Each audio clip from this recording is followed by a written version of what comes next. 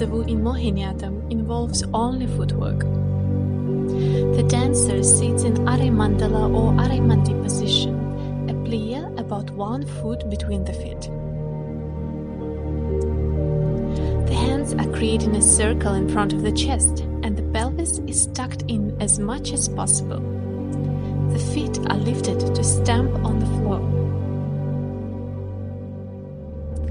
The lift height is about 2 to 4 inches.